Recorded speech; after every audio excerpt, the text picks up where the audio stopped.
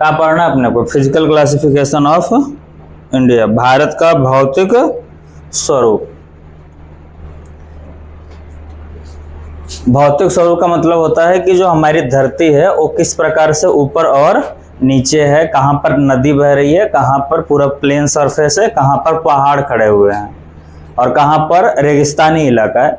इन सभी इलाकों को बांटने का जो प्रोसेस है वो हम आज करेंगे और पढ़ेंगे इसको किस चैप्टर के अंतर्गत हम लोग, चैप्टर नंबर 2। चैप्टर नंबर 2 में आपको फिजिकल क्लासिफिकेशन पढ़ना है, भारत का भौतिक स्वरूप। वैसे मुख्यतः भारत के भौतिक स्वरूप में हम लोग भारत को कितने भागों में बांटते हैं? 6 भागों में बांटते हैं। जो पहला भाग है वो पर्वतीय भाग है। पर्वतीय भाग का मतलब कि वो हिस्से जहां पर पहाड़ मौजूद है। उसके बाद नीचे की ओर मैदानी भाग आता है। ठीक, तीसरा जो पार्ट है भारत का वो रेगिस्तानी इलाका है। रेगिस्तान मुख्यतः किस भाग में है? राजस्थान वाले भाग में। जो चौथा भाग है वो पठारी भाग है। पांचवा भाग समुद्र तटीय मैदान, यानी कि वो इलाके जो समुद्र के आसपास हैं उनकी बात होगी। फिर लास्ट में द्वीप समूह की, लास्ट में किसकी बात करनी है हमें? द्वीप समूह। टोटल कितने हो गए? 6 हो गए। पर्वतीय भाग सबसे उत्तर में है, मैदानी भाग उसके नीचे है। रेगिस्तान भी एक प्रकार का प्लेनी जगह होता है, लेकिन वहाँ की जो मिट्टियाँ होती हैं वो बारीक होती हैं, बालू के जैसे होती हैं, डेजर्ट एरिया कहलाता है। पठारी भाग मैदानी भाग के जस्ट नीचे है और समुद्र से किनारे सटे हुए मैदानों को क्या बोलते हैं हम लोग? समुद्र तटीय मैदान। और जो भारत के मुख्य भूभाग से दूर है, जैसे कि भारत का जो मेन एरिया है उससे दूर समुद्र के एरिया में जो छोटे छोटे टापू पाए जाते हैं वो भी भारत के अभिन्न हिस्से हैं, तो उनका जो फिजिकल फीचर है वो थोड़ा अलग है, तो उसको हम अलग से क्लासिफाई करेंगे द्वीप समूह बोल करके। इसके लिए पहले आपको भारत का मैप आना चाहिए। सभी छोटे छोटे जो राज्य हैं, केंद्र शासित प्रदेश हैं, उनके जगह आपको पता होना चाहिए कौन सा कहाँ पर है। अगले पेज पे देखो कि कौन सा जगह कहाँ है और क्या नाम है उनका। इसमें से जो सबसे ऊपर वाली जगह है ये वाली जगह, ये कौन सी जगह है? ये लद्दाख का एरिया है। लद्दाख आप जानते हो, ये लद्दाख कब बना था? लद्दाख कब बना और ये कैसा प्रदेश है? हाँ, लद्दाख के बारे में कुछ नहीं जाना क्या? याद करो 2020 में कोरोना के जस्ट पहले मोदी जी ने कौन सा काम किया था? वहां से धारा 370 हटा करके लागू किया उन्होंने केंद्र शासित प्रदेश का रूल और 2 यूनियन टेरिटरी बना दिया। इससे पहले उसका संविधान वगैरह अलग हुआ करता था। किसका? जम्मू कश्मीर का। ये पूरा जो एरिया था ना, वो ये वाला पूरा एरिया, यहाँ से यहाँ तक वाला पूरा एरिया, ये जम्मू कश्मीर का था और इसका अलग से विशेष दर्जा प्राप्त था। अनुच्छेद 35A में ये बातें लिखी गई थी। ठीक, दोनों समाप्त कर दिया गया। तब 2 यूनियन टेरिटरी बना। जो सबसे ऊपर है वो कौन सा है? लद्दाख का एरिया है और ये वाला जो एरिया बना वो जम्मू और कश्मीर का। ठीक है, जम्मू एंड कश्मीर। जम्मू एंड कश्मीर पहले भी था लेकिन वो विशेष राज्य था, लेकिन अब 2 कैसे राज्य बन गए? केंद्र शासित राज्य, प्रदेश बन गए। ठीक, इनके ऊपर अलग से कोई केंद्र का जो राजा होगा, राजा बोले तो प्रधानमंत्री जो होंगे, उनका रूल वहां पे लागू होगा। केंद्र शासित प्रदेश का मतलब क्या होता है कि वे राज्य जो डायरेक्ट किसके द्वारा शासित किए जाएं? केंद्र के द्वारा।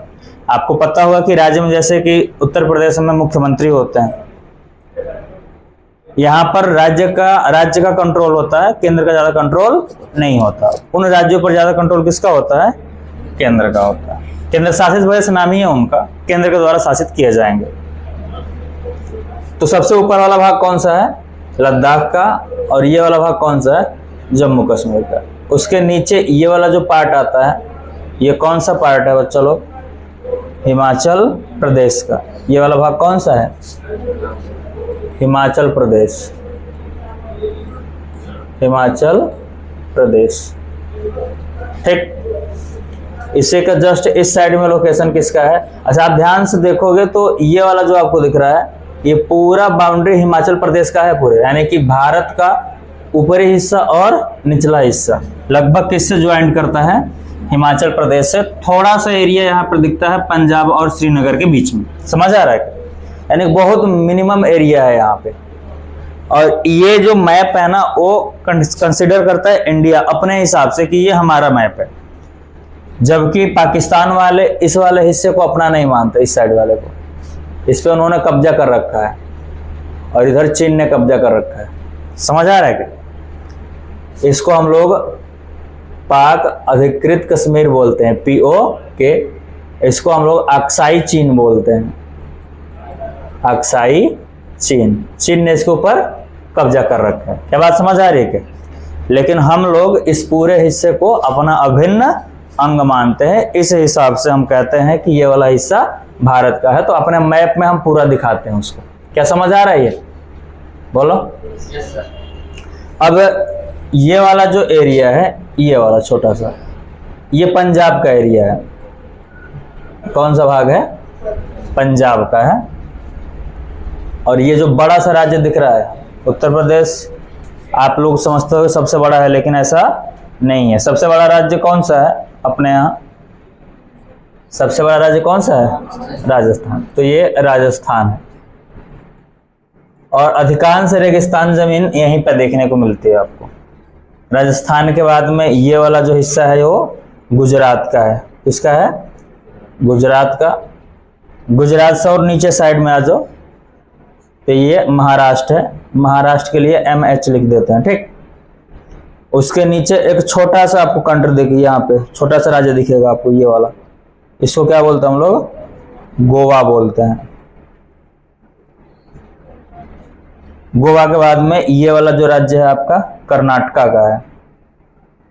ये कौन सा राज्य है? कर्नाटक। और ये सबसे पतला सा जो दिख रहा है एकदम, ये केरल है। ये कौन सा जगह है? केरल।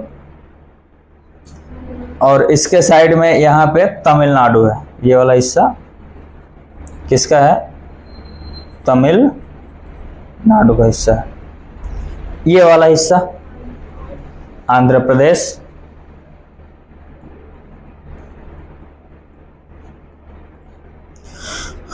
और एक लैंडलॉक स्टेट है। लैंडलॉक का मतलब कि इसकी बाउंड्री कहां से टच नहीं करती? समुद्र से। ये तेलंगाना है। ये कौन सा हिस्सा है? तेलंगाना है। और तेलंगाना 2 जून 2014 को अलग हुआ था। कब?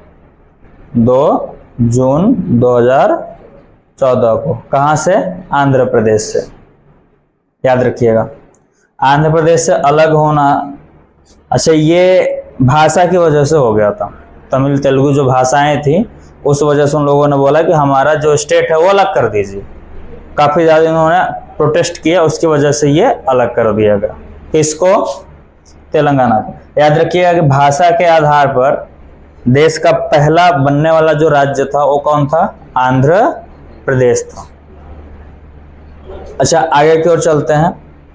ऊपर एक और यहाँ पे कंट्री है, जो कंट्री बोल रहे हैं, स्टेट है उड़ीसा। ओडिशा बोलते हैं इसको। अब ये भी समुद्र से लगती है, ठीक। ये वाला जो हिस्सा है वो छत्तीसगढ़ का है। ये हिस्सा किसका है? छत्तीसगढ़ का। छत्तीसगढ़ 2000 में अलग हुआ था। किससे? मध्य प्रदेश से। पहले मध्य प्रदेश छत्तीसगढ़ दोनों एक ही में थे, तो बहुत बड़ा राज्य बनाते थे। अब अलग हो गया। कब? सन 2000 में। किससे? उसी ईयर में ये भी अलग हुआ था। ये जो आपका उत्तर प्रदेश है, ये कौन सा इलाका है? उत्तर प्रदेश का। और ये उत्तराखंड है, उत्तराखंड। ये दोनों एक ही में थे, ये भी अलग हुए थे इसी साल जब मध्य प्रदेश किससे अलग हुआ था? मध्य प्रदेश छत्तीसगढ़ को अलग किया था उसी टाइम पे। एक छोटा सा राज्य आपको इधर भी दिखेगा, ये झारखंड है। ये क्या है? झारखंड। और ये है आपका बिहार। ठीक, तो बिहार से झारखंड भी इसी साल अलग हुआ था, यानी कि एक ही साल मध्य प्रदेश से छत्तीसगढ़ अलग हुआ, उत्तर प्रदेश से उत्तराखंड अलग हुआ और बिहार से झारखंड अलग हुआ। बात समझ में आ रहा है क्या? ये वाला जो एरिया दिख रहा है, ये वाला जो समुद्र से लगा हुआ है ना, ये एरिया, पूरा एरिया, ये पश्चिम बंगाल का है, वेस्ट बंगाल। और वेस्ट बंगाल इधर से पूरा लगता हुआ पतला सा एरिया दिख रहा है ना, पूरा ये यहां तक वेस्ट बंगाल फैला हुआ है, यानी कि पूरा वेस्ट बंगाल इधर तक फैला हुआ है। और उसके ऊपर छोटा सा एक टिब्बा दिख रहा है, ये नाम है सिक्किम। ये कौन सा राज्य है भारत का? सिक्किम वाला राज्य। सिक्किम की बाउंड्री ओनली वन टच करती है वेस्ट बंगाल से, और किसी स्टेट से टच नहीं करती। सिक्किम किससे टच करता है? पश्चिम बंगाल से, किसी अदर से टच नहीं करता हो। उसके बाद में ये वाला जो आपको एक टी शेप का दिख रहा है, ये असम है। ये जो टी शेप का दिख रहा है, ये कौन सा राज्य है? असम है। और इसके ऊपर ये वाला जो शेप दिख रहा है, ये अरुणाचल प्रदेश का है। कौन सा प्रदेश? अरुणाचल प्रदेश। अब उसके बाद में यहां पर जो हिस्सा आएगा, ये छोटा सा असम के नीचे, ये मेघालय का है। कौन सा राज्य है? मेघालय है। और उसके बाद में ये वाला जो छोटा सा राज्य, तीन साइड से इस देश से घिरे, बांग्लादेश है, एक राज्य है, एक देश है। कौन सा देश? बांग्लादेश। बांग्लादेश से तीन साइड से घिरा है, इसका नाम त्रिपुरा है। इसका नाम क्या है बच्चा लोग? ये त्रिपुरा है। त्रिपुरा का मतलब तीन ओर से किससे घिरा हुआ है? ये बोलो, बांग्लादेश से। इधर से बांग्लादेश है, इधर से बांग्लादेश है, इधर से बांग्लादेश है। तीन साइड से घिरा हुआ है, किससे? बांग्लादेश से। उस राज्य का नाम क्या है? त्रिपुरा। ये सबसे लास्ट में जो दिख रहा है राज्य, ये मिजोरम है। कौन सा राज्य है बच्चा? और ये वाला जो राज्य है, इसके जस्ट ऊपर ये मणिपुर है। कौन सा राज्य है ये? मणिपुर। उसके जस्ट ऊपर नागालैंड है। कौन सा? नागालैंड। क्या समझ आ रहा है क्या? अरुणाचल प्रदेश, फिर नागालैंड, फिर मणिपुर, फिर मिजोरम। और ये जो जहां पे मैंने ये सब नाम लिखे हैं, ये देश म्यांमार है। इस देश का नाम क्या है? म्यांमार। क्या बात समझ आ रही क्या? म्यांमार देश है, ये बांग्लादेश है, ये भूटान है। ये कौन सा देश है बच्चा लोग? भूटान। और ये वाला एरिया नेपाल का है। ठीक, अब बात करते हैं कि सेंट्रल एरिया। सेंट्रल एरिया का मतलब जो बीच में है, ये वाला हरियाणा है। ये वाला भाग किसका है? हरियाणा का है। और हरियाणा के जस्ट बीचों बीच आपको एक और दिखेगा भाग, और ये स्पेशल भाग हमारा कैपिटल है, जिसका नाम क्या है? दिल्ली। ठीक है। और इसके आसपास के एरिया को एनसीआर बोलते हैं। इसके आसपास के एरिया क्या बोलते हैं? अब हम बात करेंगे कि जब किसी भी फिजिकल डिवीजन को पढ़ेंगे, जैसे कि उत्तर भारत का मैदान हम लोगों ने पढ़ना स्टार्ट किया, तो आपको लोकेशन पता होना चाहिए कि हाँ, अगर यहां पर उसको ड्रॉ कर रहे हैं हम, तो किस किस राज्य के अंतर्गत हो जा रहा है। समझ आ रहा है क्या? अब अच्छे से देख लो कि कौन सा राज्य कितने दूर में किधर लोकेटेड है। ये सबसे ऊपर कौन सा हिस्सा है? ये लद्दाख, फिर जम्मू कश्मीर, हरियाणा, पंजाब, राजस्थान, गुजरात, महाराष्ट्र, गोवा, कर्नाटका, केरल, तमिलनाडु, आंध्र प्रदेश, तेलंगाना, छत्तीसगढ़, उड़ीसा, झारखंड, वेस्ट बंगाल, बिहार, मध्य प्रदेश, उत्तर प्रदेश, हरियाणा, उत्तराखंड। ये बात किया हमने। इस साइड में आ जाओ, जिसको हम लोग सेवन सिस्टर्स बोलते हैं। इधर के 7 राज्यों को क्या बोलते हैं हम लोग? सेवन सिस्टर्स बोलते हैं। ये एक राज्य कौन सा हो गया? मिजोरम, फिर मणिपुर, त्रिपुरा 3 हो गए, मेघालय 4, असम 5 और नागालैंड 6, अरुणाचल प्रदेश 7। ये आसाम वाला पार्ट पश्चिम बंगाल से टच करता है यहाँ पे, ठीक है। किससे टच करता है? पश्चिम बंगाल से। और पश्चिम बंगाल से टच करने वाला एक और राज्य है अपना, कौन सा? सिक्किम। अलग थलग है डायरेक्टली। 2 एक देश ये नेपाल, इधर से चाइना, इधर से भूटान, 3 साइड से अन्य देशों से घिरा है। कौन? सिक्किम। क्या ये लोकेशन समझ में आ गया क्या? दिल्ली कितने जगह से बाउंड्री शेयर करता है? हरियाणा से और उत्तर प्रदेश से। उसी के बीच में कौन बसा हुआ है? दिल्ली बसा हुआ है, ठीक है। अब हम बात करेंगे कि कुछ द्वीप समूह भी हैं। एक द्वीप समूह यहां पर दिख रहा है आपको। ये कौन सा द्वीप समूह है? लक्षद्वीप। ये कौन सा शहर है? कौन सा द्वीप समूह है? लक्षद्वीप। और इधर कोई एक्सटेंशन दिख रहा है, ये वाला पूरा। ये कौन सा जगह है? अंडमान निकोबार। अंडमान और निकोबार द्वीप समूह। ये क्या सारे एरियाज आपको समझ आ गए कौन कहां पर है? बोलो। ये मैप क्लियर हुआ क्या? ये केंद्र शासित प्रदेशों की बात कर लें तो एक ये लद्दाख हो गया, एक जम्मू कश्मीर।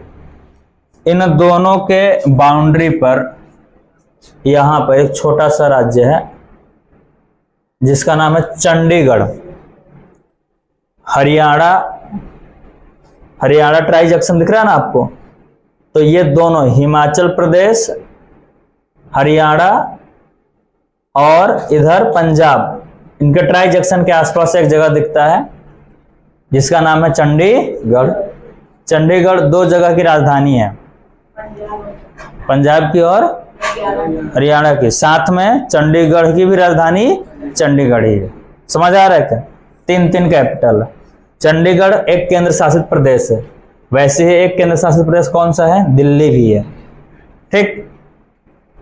यहां पर कुछ छोटे छोटे टापूज पाए जाते हैं जहां पे दमन व दीव और दादर नगर हवेली है। दोनों को एक कर दिया गया। किसको किसको? दमन और दीव को किसके साथ मिक्स कर दिया गया है? दादर नगर हवेली। यहां पर आपको पुडुचेरी देखने को मिलेगा। क्या देखने को मिलेगा?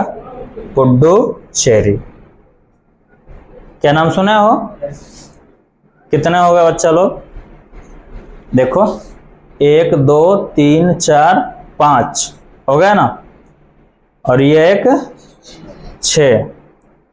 इधर है लक्षद्वीप, इधर है अंडमान निकोबार द्वीप समूह। ये सब कैसे राज्य हैं? केंद्र शासित प्रदेश है। बात समझ आ रही है क्या? बोलो। चलो अब फिजिकल डिवीजन समझेंगे तो जब हमें समझ आएगा कि कौन सा किस राज्य में फैला हुआ है, ठीक। अब ये देखो, अब आप यहाँ पे समझोगे कि कौन सा राज्य किन चीजों को, यहां पर भी मैपिंग बनी हुई है। अब आपको बताना है कि हाँ किस जगह पे कौन सा चीज है। इधर देखो, इस नदी का नाम इंडस लिखा गया है। कौन सा नाम लिखा गया है? सिंधु नदी। इंडस का हिंदी क्या होता है? सिंधु नदी। ये जो इस कलर का दिख रहा है आपको, कत्थे कलर का, ये वो भाग है जो कि पर्वतीय है। ये कैसा भाग है? पर्वतीय भाग है। पर्वतीय भाग में देखो यहां से जम्मू कश्मीर और लद्दाख वाला एरिया है। यहाँ पे और एक एरिया दिख रहा है आपको हिमाचल प्रदेश का, और उसके साथ लगा हुआ है उत्तराखंड। राज्य के नाम याद हो रहे हैं क्या? ये 3 इधर, 4 इधर हो गए। इधर आपको ये एरिया दिख रहा होगा, कौन सा? सिक्किम वाला, और सिक्किम के साथ में कुछ एरिया इधर लगा हुआ है जो पश्चिम बंगाल वाला था ना, पश्चिम बंगाल में भी कुछ हिस्सा फैला हुआ है। पूरा का पूरा कौन सा है ये? अरुणाचल प्रदेश। कुछ हिस्सा आसाम का भी है इधर, और इधर नागालैंड, फिर मणिपुर, मिजोरम, इस साइड में ये आसाम का ही एरिया है, ये मेघालय। यानी कि इन भागों में कैसा जमीन देखने को मिलता है? पर्वतीय। पर्वतीय भाग है इधर। इधर कैसे भाग है? पर्वतीय भाग है। और अगर हम बात करें कि जो ग्रीन वाला एरिया आपको दिख रहा है, ग्रीन वाला एरिया किसका है? तो ग्रीन वाला एरिया है आपका कैसा भाग? मैदानी भाग, प्लेन का। कहां कहां फैला हुआ ये प्लेन? देखो पूरा पंजाब दिख रहा है ना, पंजाब का प्लेन हुआ, गंगा का प्लेन हुआ। गंगा मतलब बोले तो जहां जहां गंगा नदी बहती है सब प्लेनी एरिया में ही बहती है, ठीक। तो ये गंगा नदी उत्तर प्रदेश में बहती है पूरा, तो ये एरिया हो गया किसका? पंजाब का। इधर का एरिया हरियाणा का भी इसमें इंक्लूड है, देख लो मिक्स कर दिया, हरियाणा का भी एरिया ना इसमें, दिल्ली का भी एरिया आता है, कुछ एरिया इधर से भी ले लिया गया राजस्थान का। फिर गंगा नदी उत्तर प्रदेश में बहती है तो पूरा उत्तर प्रदेश प्लेन एरिया है।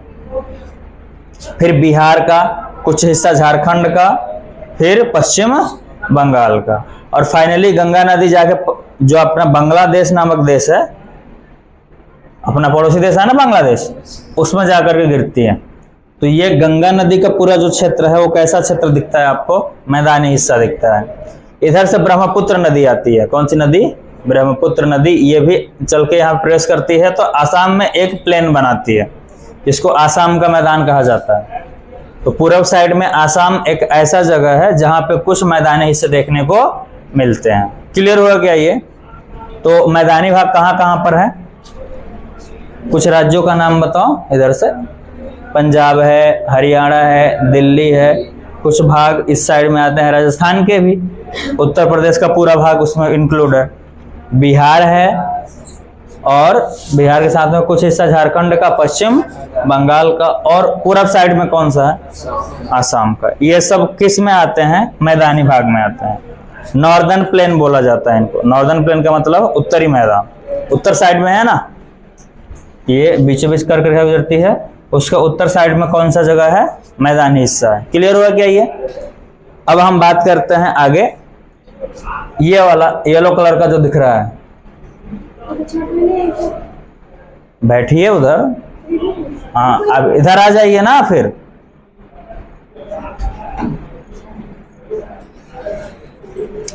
ये वाला जो येलो कलर का हिस्सा दिख रहा है ये कौन सा है?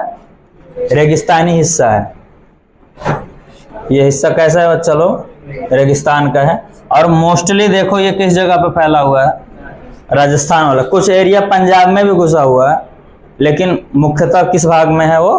राजस्थान में, ये रेगिस्तान का। और कुछ हद तक ये जो गुजरात का एरिया है ना, उसका जो किनारा है वो भी टच करता है किससे? रेगिस्तानी वाला भाग से। क्लियर हुआ क्या ये रेगिस्तान वाला भाग है पूरा।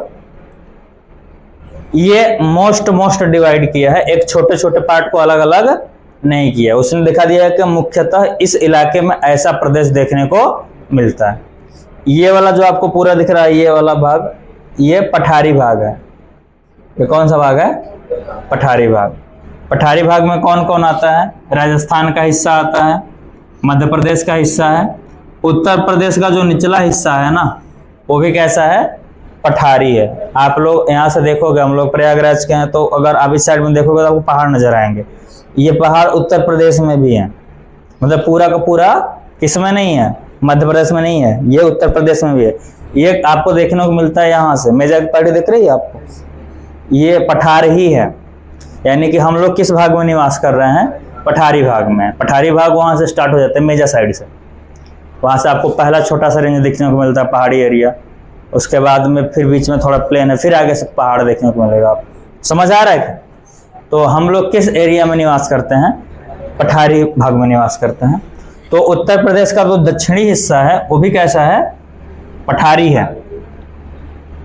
इधर आपको झारखंड का भी देखने को मिलता है पठार, ये देखो उत्तर प्रदेश का एक ऐसा स्टेट है, एक ऐसा जिला है जो कि 4 राज्यों के साथ बाउंड्री शेयर करता है। सोनभद्र नाम है इसका। कौन सा जगह ये? सोनभद्र। उत्तर प्रदेश का सबसे नीचे वाला, नीचे बोले तो इस मैप के हिसाब से कहाँ दिखता है? वो दक्षिण साइड में दिखता है। सोनभद्र किसके किसके साथ बाउंड्री शेयर करता है?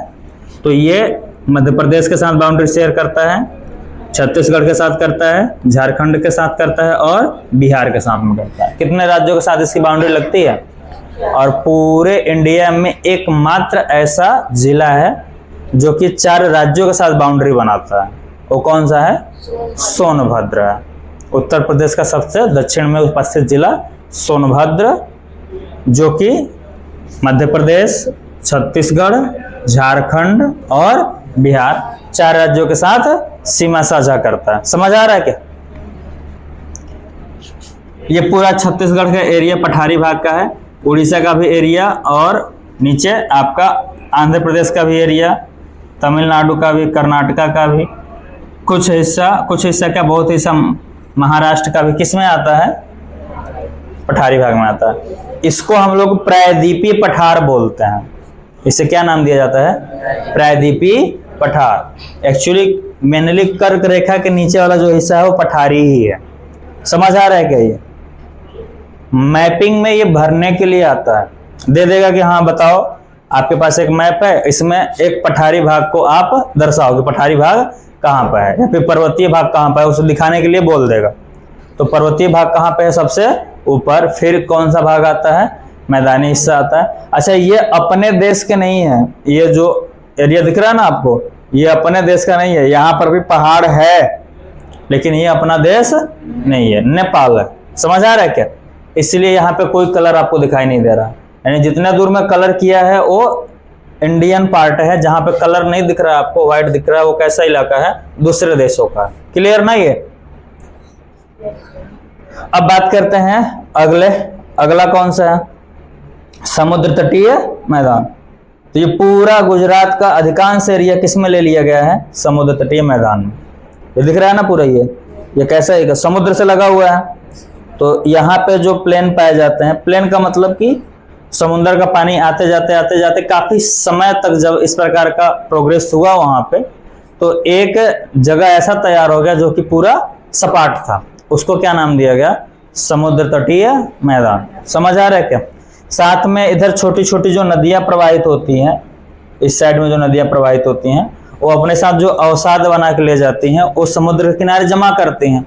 तो जो एरिया होता है वो कैसा बन जाता है? प्लेन हो जाता है। क्लियर हुआ क्या ये? यानी कि बहने वाली जो नदियां हैं, अच्छा इधर काफी पतला है, इधर कैसा है? चौड़ा है। इधर तेजी से ढाल बनता है, इधर तेजी से ढाल नहीं बनता, तो इधर हिस्सा चौड़ा हो गया, उधर हिस्सा पतला रह गया। क्या समझ आ रहा है क्या? भारत का जो कोस्टल एरिया है, समुद्री तट है, वो कितना लंबा है बच्चा लोग? भारत का समुद्री तट कितना लंबा है?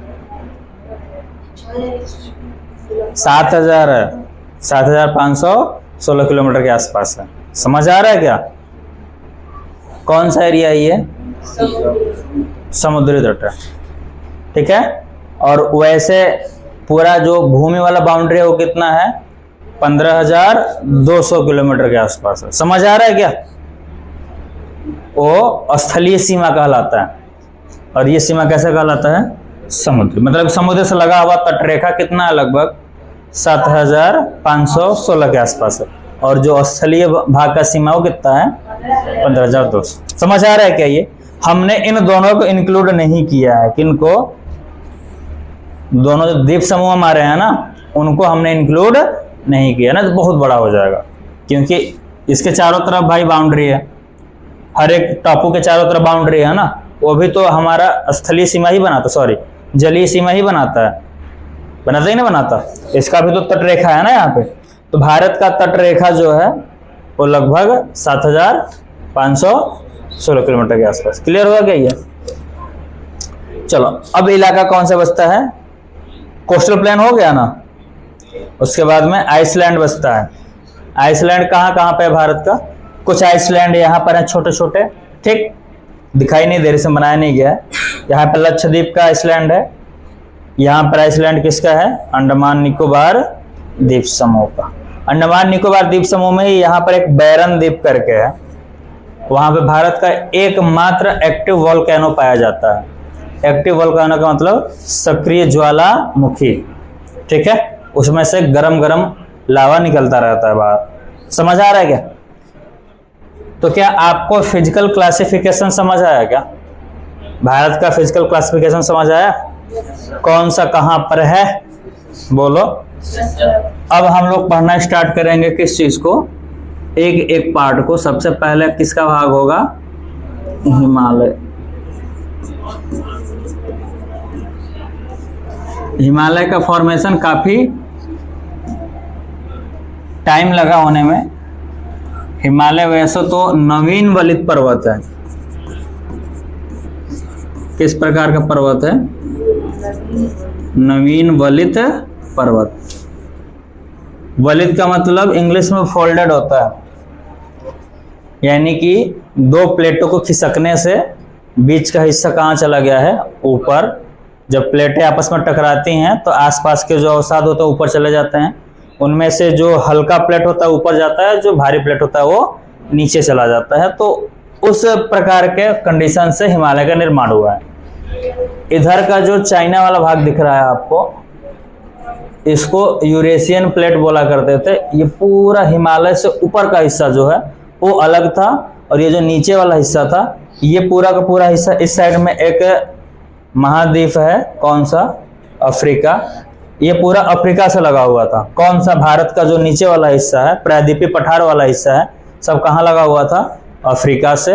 और ये पूरा जो पार्ट है ये कहाँ पर था, चाइना यूरेशिया वाला भाग था, ठीक। ये टूट करके इस साइड से आया, इस साइड से ये पूरा पठारी भाग, और आकर के जब इस प्लेट से टकराया तब जाकर के बीच में जितने भी जगहें थी वो धीरे धीरे करके कहाँ उठने लगी, ऊपर की ओर। और उसी से किसका निर्माण हो गया, हिमालय का निर्माण हो गया, ठीक। जो नदियां अवसाद बहा करके लाई थी उससे ये पूरा उत्तर भारत का मैदान निर्मित हुआ। बात समझ आ रही है? कुछ अवसाद ऊपर चले गए, कुछ अवसाद कहाँ चले गए, ऊपर, पहाड़ी के रूप में निर्मित हो गए। जो उसके बाद भी नदियां बहती रहीं, तो ये धीरे धीरे ये प्रोसेस हुआ ना, तो नदियां अवसाद बहा कर लाती रहीं, तो पूरा किससे निर्मित हो गया, ये नदियों से। यही वजह है कि ये पूरा एरिया एकदम प्लेन है। नदियों के लाए गए किससे बना है, ये अवसाद से बना है, जिसकी वजह से ये एरिया एकदम प्लेन दिखता है। और ये भारत में गहराई वाला हिस्सा, आप अगर इस साइड में जाओगे ना तो ये समुद्र तट से ऊंचा है। जो आपको ये पहाड़ दिखता है, अगर आप इस साइड में जाओ और पहाड़ पे चढ़ जाओ और सोचो कि उस साइड में कोई ढलान है, नीचे उतरेंगे उस पर जाके, तो ऐसा कुछ नहीं है। इसके बाद का सब एरिया उतना ही ऊंचा है। क्या समझ आ रहा है क्या? मतलब कि आप पहाड़ पे चढ़ गए और आपके दिमाग में आए कि उधर भी उतरेंगे हम कहीं पे, अब चढ़े हैं उतरेंगे भाई, तो याद रखिएगा उधर उतरने वाली कोई जगह नहीं है। इसके बाद सब एरिया कितना है, उतना ही ऊंचा है। क्लियर हुआ ना? ये उधर से आते समय व्यक्ति जब पहुंचता है इस एरिया में तो उसको लगता है कि हम अब गड्ढे में जा रहे हैं। इतनी गहराई 400 मीटर की, 200 मीटर की जो गहराई है ये उससे हम लोग बताता है कि उससे हम लोग किस इलाके में हैं, निचले इलाके में हैं। इधर जाएंगे तो भी, यानी कुल मिलाकर कंडीशन ये है कि हिमालय इधर बहुत ऊंचा ऊंचा है, उसके बाद में ये नीचे पर्वत के भाग में मैदानी भाग है, उसके बाद में फिर से इधर कौन सा भाग है, पठारी भाग है। हम लोग कहाँ पर रहते हैं, इसी गड्ढे वाले एरिया में रहते हैं। बात समझ में आ रहा है क्या? यानी कि जो समुद्र से ऊंचाई है, इधर पर्वतों की ज्यादा है, इधर पठारों की ज्यादा है। मैदानी हिस्सा जो है उसकी ऊंचाई कम है। कहाँ से ऊंचाई नापी जाती है, समुद्र के ऊपरी लेयर से। अगर आपसे कोई पूछे कि ऊंचाई कहाँ से नापते हैं हम लोग, समुद्र के ऊपरी लेयर से नापते हैं। क्लियर हुआ क्या ये? तो क्या आपको लगभग फिजिकल क्लासिफिकेशन समझ में आया इंडिया का, कि कौन सा कहाँ पर किस प्रकार का प्रदेश है? पहले तो आपने क्या लर्न किया, यहाँ पे आपने ये लर्न किया कि कहाँ कहाँ पर कौन सा स्टेट है। और जब स्टेट लर्न हो गया आपको, तो आपने ये देखा कि हाँ किस स्टेट में कैसा एरिया आता है, ठीक। यानी कि जब तक आप इन कंट्रीज के, कंट्री बोल रहे हैं, स्टेट्स का नाम नहीं जानोगे, तब तक से जब हम ड्रॉ करेंगे कि हाँ इस जगह पे ऐसा प्रदेश पाया जाएगा, तो आपसे जब पूछा जाएगा तो आंसर राइटिंग करते समय आपको ये बताना पड़ेगा कि हाँ इन इन इलाकों में ऐसा प्रदेश पाया जाता है। जैसे मैं बोल दूं कि बताओ भारत में पर्वतीय क्षेत्र किन राज्यों में पाया जाता है, क्या जवाब दोगे? इनके नाम याद होंगे तब ना, जम्मू और कश्मीर, साथ में लद्दाख, फिर हरियाणा का, हरियाणा नहीं क्या नाम लोगे, हिमाचल प्रदेश का, उत्तराखंड का, सिक्किम का, असम का, अरुणाचल प्रदेश का, और फिर नागालैंड, नागालैंड ये रहा, फिर मणिपुर, मिजोरम, मेघालय। इधर के जो एरियाज हैं वो कैसे हैं? पहाड़ी एरियाज हैं। मतलब कि पर्वत में पहाड़ी में फर्क है, पर्वत ज्यादा ऊंचा, पहाड़ इधर भी मिलेंगे आपको, लेकिन इधर की ऊंचाई ज्यादा नहीं है, 1700-1500 मीटर तक ऊंचाई है, जबकि हिमालय की ऊंचाई 6000 के समथिंग ऊपर है हमेशा। समझ आ रहा है क्या? तो ये बहुत ज्यादा ऊंचे पर्वत हैं इस साइड में। और आपको पता है कि हिमालय में भी माउंट एवरेस्ट है, जो दुनिया का सबसे, नेपाल में स्थित है सागरमाथा माउंट एवरेस्ट, जो कि दुनिया का सबसे ऊंचा पर्वत है, जिसकी ऊंचाई लगभग 9 किलोमीटर के आसपास है, 8848 मीटर। 100-150 मीटर कम है, नहीं तो कितना किलोमीटर हो जाएगा? 9 किलोमीटर हो जाएगा।